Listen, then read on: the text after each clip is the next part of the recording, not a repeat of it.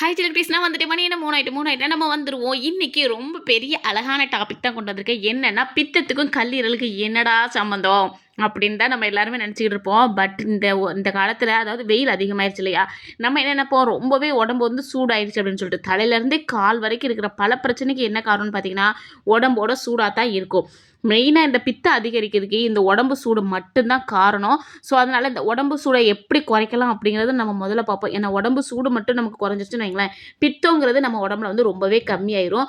ஏன்னா பித்தம் அதிகரிச்சிருச்சுன்னா நம்ம மெயின் பாயிண்டில் போய் ஸ்ட்ரைட்டாக கை வச்சிருவாப்புல. அது என்ன அப்படின்னு பார்த்தீங்கன்னா அதாங்க கல்லீரல் சுரப்பு. சில பேர் பார்த்தீங்கன்னா ஒழுங்கா தண்ணியே குடிக்க மாட்டாங்க. வாயெல்லாம் பார்த்தீங்கன்னா வறண்டு 40 வருஷம் ஆன மாரி இருக்கும். அந்த அளவுக்கு வறண்டு வறண்டு அப்படி கிடக்கும். ஆனா அவங்கலாம் தண்ணி குடிப்பாங்களான்னு பார்த்தீங்கன்னா, ஏதாவது கெஞ்சினா தான் குடிக்கிற ஆட்களு. இப்பலாம் என்னுடைய பிள்ளைங்கலாம் பார்த்தீங்கன்னா, தண்ணி குடிக்கிறது அவங்கள சுத்தி சுத்தி வரணும். "ஏம்மா தண்ணி குடி, ஏம்மா தண்ணி குடின்னு" சொன்னா மட்டும் தான் குடிப்பாங்க. அதனாலயே அவங்களோட வாயெல்லாம் பார்த்தீங்கன்னா, நல்லா வறண்டு போய் இருக்கும். அதுக்கப்புறம் இப்ப திட்டி, திட்டி இப்போ ஒழுங்கா தண்ணி குடிக்க வச்சிருக்கிறேன்.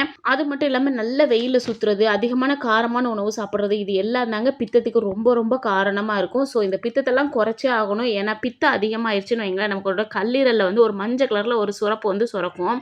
அந்த ஒரு திரவம் வந்து என்ன பண்ணும்னா, நமக்கு அதிகமான வந்து அசிடிட்டிய வந்து ஃபார்ம் பண்ணும். அது இல்லாம நமக்கு எந்நேரமும் இரிட்டேட்டிங்கா இருக்கும், கோவமா இருக்கும். இத எப்படி கண்டுபிடிக்கணும்? எதெல்லாம் சாப்பிட்டா அசிடிட்டி வரும்? நெஞ்சு எரிச்சல், எதுக்களிப்பு வருங்கிறத நான் வந்து சொல்றேன். தோல்ல அரிப்பு வரும் மெயினா. புண்ணு வரும். குட்டி குட்டியா புண்ணு புண்ணா வரும். எதுக்காக சொரியிறோன்னே தெரியாது. அ மேக்ஸிமம் 30 வயசுக்கு மேல ஆனாலே நம்ம முதுகு வந்து சொரிய ஆரம்பிச்சுடுறோம். நெறைய பேர் முதுகு சொரியிற ஹேபிட் இருக்கும் தெரியுமா? அதுவும் ஆம்பளைங்களுக்குலாம் லைட்டா முதுகுல கை வச்சாலே போதும். சொரிஞ்சு விடேன், சொரிஞ்சு விடேன்னு சொல்ல ஆரம்பிச்சுருவாங்க. இது எனக்கு தெரிஞ்சு எல்லாருமே பண்ணுவாங்க அப்படின்னு நான் நினைக்கிறேன். ஏன்னா இன்ஸ்டாலலாம் நான் நெறைய பேர பார்த்ததுக்கப்புறம் தான் தெரிஞ்சுச்சு, ச்சே நம்ம வீட்ல மட்டும் இல்லப்பா எல்லார் வீட்லயும் தான் இப்படி இருக்குன்னு சொல்லிட்டு, சரி ஓப்பனா கேட்கிறேன்ப்பா. உங்களுக்கு முதுகு சொறியறது புடிக்குமா? புடிக்காதா? புடிச்சதா ஒரு கமெண்ட்ல சொல்லுங்க. சரிங்களா? ஸோ நெஞ்சு எரிச்சல், எதுக்களிப்பு இதெல்லாமே வரும். தோல்ல அரிப்பு வரும், புண்ணு வரும், அடிக்கடி தலைவலி வரும். என்ன கேட்டாலும் கோவமா வரும். இரிட்டேட்டிங்காவே இருப்பாங்க. ஏன் கோவப்படுறாங்கன்னு சொல்லிட்டு அவங்களுக்கே தெரியாது. இதுக்கு மெயின் காரணம் உப்பு, புளி, காரம் இந்த 3யுமே குறைச்சுக்கணும். இது எல்லாத்தையும் தவிர என்னத்தெல்லாம் குறைச்சா இந்த பித்தம் வந்து சரியாகும், இந்த பித்தத்த வந்து எதெல்லாம் அதிகரிக்கும் அப்படிங்கிறத நான் வந்து சொல்ல வந்திருக்கேன். ஸோ வீடியோ வந்து ஸ்கிப் பண்ணாம பாருங்க. அப்பதான் உங்களுக்கு புரியும். இதெல்லாம் தெரிஞ்சதுக்கு அப்புறம் நீங்க இது எல்லாத்தையுமே இந்த வீடியோ வந்து தெரிஞ்சவங்களுக்கெல்லாம் ஷேர் பண்ணுங்க. ஏன்னா எல்லாருமே நல்லா இருக்கட்டும், நம்மளும் நல்லா இருப்போம். நம்மளோட ஃபார்முலா அதுதான். சரிங்களா? எல்லாரும் நல்லா இருக்கணும், நம்மளும் நல்லா இருப்போம் கண்டிப்பா. First spicy food. சில பேர் காரம் அதிகமா எடுப்பாங்க. எப்பவாச்சும் காரம் அதிகமா எடுத்தா பரவால்ல. ஆனா இவங்கலாம் எப்படி தெரியுமா?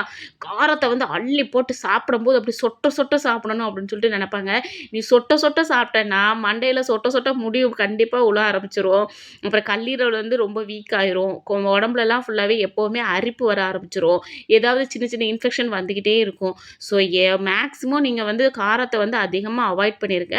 அளவாயிடுங்க. இல்ல கறிலாம் ஆக்குறோம், மீன் ஆக்குறோம், கொஞ்சம் காரமா தான் நல்லாயிருக்கும் அப்படின்னா, என்னைக்காச்சும் ஒரு நாள் நீங்க வந்து சேர்த்துக்கங்க. அடிக்கடி சாப்பிட்டீங்கன்னா, அல்சர் வந்துரும். அல்சர் வந்தா பித்தமும் சேர்ந்தே வந்துரும்.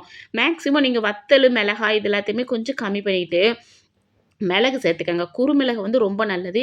நீங்க எதிர்பார்க்குற காரமும் இதில சேர்ந்துரும். அதே சமயத்தில நமக்கு வந்து தேவையான அளவு நம்ம உடம்புல வந்து நல்லதும் நடக்கும். அதுவும் இல்லாம மிளகு நம்ம அதிகமா எடுத்துக்கிட்டோம்னா, சளி வந்து அதிகமா வராது. சளி பிரச்சனையுமே சரி பண்ணிரும். 2வது ஆயில் ஃபுட்ஸு. கடைகள்ல சாப்பிடுறத முதல்ல கண்டுபிடிச்சு அத முதல்ல நிப்பாட்டுங்க. சில பேர் இருப்பாங்க, வீட்ல சாப்பிடுறாங்களோ இல்லையோ, கடையில போய் சாப்பிடுறதுக்கு ரொம்பவே ஆசைப்படுவாங்க. கடையில சாப்பிடுறது தப்பு கிடையாது. ஆனா நீங்க அத வந்து எண்ணத்தில சாப்பிடுறீங்க, எப்படி சாப்பிடுறீங்கங்கிறது தான் பிரச்சனையே. எப்போவாவது ஒரு நேரம் ரொம்ப பசி தாங்க முடியல, வெளியில போயிருக்கோம், வெளியில வேற வழியே இல்ல, ஃபுட்டு கிடைக்கல அப்படிங்கிற நேரத்தில நீங்க சாப்பிடலாம். பட் அதையே ஒரு ஹேபிட்டா வைக்காதீங்க. ஏன்னா, அவங்க வந்து ஆயில வந்து அதிகமா ரீஹீட் பண்ணுவாங்க இல்லையா? ஸோ ஆயில ரீஹீட் பண்ணும்போது அதோட கெமிக்கல், காம்பவுண்ட் எல்லாமே சேஞ்ச் ஆயிரும். சேஞ்ச் ஆனா அது என்ன ஆகும்னா, நல்லா பாதுகாக்கணும். அது வந்து கேன்சர் வரைக்கும் கொண்டு போய் விட்டுரும். ஸோ அதனால மேக்ஸிமம் நீங்க கடையில வந்து சாப்பிடுறத அவாய்ட் பண்ணிக்கங்க. பட் அத பத்தி யோசிக்காம, நம்ம என்ன பண்ணுவோம், அத பார்த்தோனே நம்ம வாய் வந்து கேட்க ஆரம்பிச்சுரும். ச்சே! சாப்பிட்டா நல்லாயிருக்கும். பார்க்கவே என்ன அழகா இருக்கு. டெம்ப்டிங்கா இருக்கே! அப்படின்ட்டுலாம் தோணும். உடனே நம்ம மனசு சொல்லும், சரிடி ஒரே ஒரு நாள் தானே சாப்பிட்டு போவோமா அப்படின்னு சொல்ல நமக்கு தோணும். நம்ம என்ன பண்ணுவோம், நம்ம மனசு சொல்றதுதானே எல்லா நாளும் கேட்டு தொலைப்போம். ஸோ அதனால வாங்கிருவோம். நல்லா யோசிச்சு பாருங்க. வீட்ல சாப்பிடும்போது ஒண்ணுமே செய்யாது. எவ்வளோ சாப்பிட்டாலுமே ஓரளவு நல்லா வயிறு வந்து ஃபுல்ஃபில்லா இருக்கும். ஆனா வெளியில சாப்பிட்டோம்னு வைங்களேன், கண்டிப்பா வயிற்றுப்போக்கு வரும். அதாங்க டயேரியா வரும், வாந்தி வரும். கூப்பிடாமலே எல்லாரும் வந்துட்டு வந்துட்டு போவாங்க விருந்தாட்கள் மாதிரி. ஸோ இவங்கெல்லாம் வர வேண்டாம் அப்படின்னு நீங்கள் நினச்சிங்கன்னா வெளியில் சாப்பிட்றத நிப்பாட்டுங்க. மெயினாக இதெல்லாம் சாப்பிட்றதுனால நமக்கு வந்து பித்தமும் வரும், உடம்பு சூடும் வரும். இது எல்லாத்தையுமே நிப்பாட்டணும்னா கடையில் சாப்பிட்றத ஸ்ட்ரிக்டாக நோ சொல்லிடுங்க. 3வது விஷயம், வெங்காயம், பூண்டு, தக்காளி. இன்னும் இது வந்து எப்படி சொல்கிறேன்னா, இதெல்லாம் இல்லாமல் எப்படிம்மா சமையல் பண்ணுறது அப்படின்னு கேட்பீங்க. இது வந்து மற்றதோடு சேர்த்து சாப்பிடும்போது ஒன்றுமே பண்ணாது. பட் நிறைய பேர் என்ன பண்ணுவாங்கன்னா, வெங்காயத்தை வந்து பச்சையாக சாப்பிடுவாங்க இல்லையா? நானே பழைய சோறுக்கு வந்து வெங்காயத்தை வந்து பச்சையாக வந்து சின்ன வெங்காயத்தை வந்து பச்சையாக சாப்பிட ஆசைப்படுவோம். பட் இந்த கல்லீரலில் பிரச்சனை இருக்கிறவங்க வந்து வெங்காயத்தை வந்து பச்சையாக சாப்பிடக்கூடாது, பூண்டை பச்சையாக சாப்பிடக்கூடாது, தக்காளியே பச்சையாக சாப்பிடக்கூடாது. ஏன்னா இதிலலாம் கண்டிப்பாக அசிடிட்டின்னு ஒன்று வந்து ஃபார்ம் ஆகும். அது வந்து நம்ம உடம்புல இருக்கிற எக்ஸ்ட்ரா அசிடிட்டி வந்து கூட்டும். கல்லீரல் சுரப்பை வந்து அதிகமாக்கிரும். கல்லீரல் சுரப்பு வந்து அந்த மஞ்சள் கலரில் ஒரு திரவம் வரும் பார்த்தீங்களா? அது அதிகமானா என்ன ஆகும்? நமக்கு வந்து எதுக்களிப்பு வரும், வயித்தெரிச்சல் வரும். வயித்தெரிச்சல்னா நீங்கள் வந்து பொறாமையில் வர்ற வயித்தெரிச்சல் அல்ல நான் சொல்லுவது.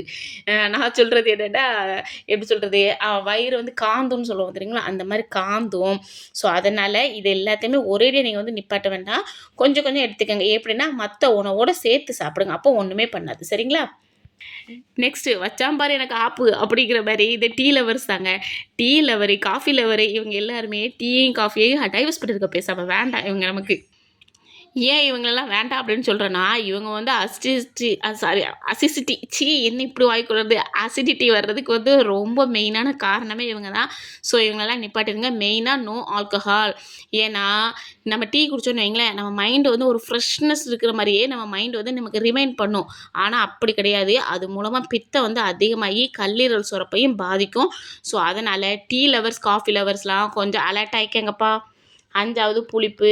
புலி காட்டில் ஆளை கொல்லும், இந்த வீட்டில் இருக்க புலி நம்மளையே கொல்லும் அப்படின்னு சொல்லுவாங்க. காரணம் என்னென்னா புளி வந்து அதிகமாக சேர்த்துக்கக்கூடாது. இப்போ எல்லாம் இன்ஸ்டாவில் யூடியூப்லலாம் புளி பேஸ்ட்டெல்லாம் அரைச்சி வச்சுக்கிட்டு அள்ளி தொளிக்கிறாங்க. ஆனால் அந்த அளவுக்குலாம் தொளிக்காதீங்க. ஏன்னா சில பேர் உடம்புக்கு வந்து எதுவுமே பண்ணாது. ஆனால் சிலருக்கு வந்து கண்டிப்பாக அது வந்து பாதிப்பை ஏற்படுத்தும்.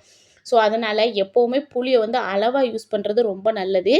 புளிக்கு பதிலாக அதாவது சில பேர் தக்காளி யூஸ் பண்ணுவாங்க. மேக்ஸிமம் புளியை வந்து கம்மியாகவே யூஸ் பண்ணுங்கள். இது வந்து ரொம்ப ரொம்ப உடம்புக்கு நல்லது. இன்னும் சில பேருக்கு வந்து சுவரொட்டி அது இதுன்னு பீட்ரூட்டுலாம் சாப்பிடுவாங்க. என்ன காரணம் பார்த்தீங்கன்னா, ஹீமோகுளோபின் வந்து ரொம்ப கம்மியாக இருக்குது அப்படின்னு சொல்லிட்டு. ஆனால் இந்த புளி அதிகமாக சேர்த்துக்கிட்டு நீங்கள் என்னென்ன தான் ஹீமோகுளோபினை ஏற்றினாலுமே, ஏன் ரத்தமே நீங்கள் பாட்டிலாக ஏற்றினா கூட உங்கள் உடம்புல ஒரு சொட்டு ரத்தம் நிற்காது. காரணம் என்னென்னா, புளி வந்து இந்த ரத்தத்தை அதேமே நம்ம உடம்புல வந்து நிற்க விடாது அப்படின்னு சொல்லுவாங்க. ஸோ அதனால் புளி அதிகமாக எடுத்துக்காதீங்க. சின்ன வயசுலலாம் புளியங்கொட்டை, புளியம்பழம்லாம் சாப்பிடுவோம் தெரியுமா? அப்போ சொல்லுவாங்க, நான் புளி திங்காத புத்தி கெட்டு போயிடும் அப்படின்னு சொல்லுவாங்க. காரணம் என்னென்னா, நீங்கள் கேள்விப்பட்டிருக்கீங்களா? இல்லை எங்கள் ஊர் சைடில் அப்படி சொல்லுவாங்க, புளி தின்னு தின்னு புத்தி கெட்டு போயிட போகுது அப்படின்னுவாங்க. ஸோ அதனால் புளி வந்து அதிகமாக எடுத்துக்காதீங்க. என்னம்மா? ஏன்னா புளி அதிகமாக எடுத்துக்கும்போது கண்டிப்பாக நம்மளோட கல்லீரலுக்கு வந்து பாதிப்பு ஏற்படும்.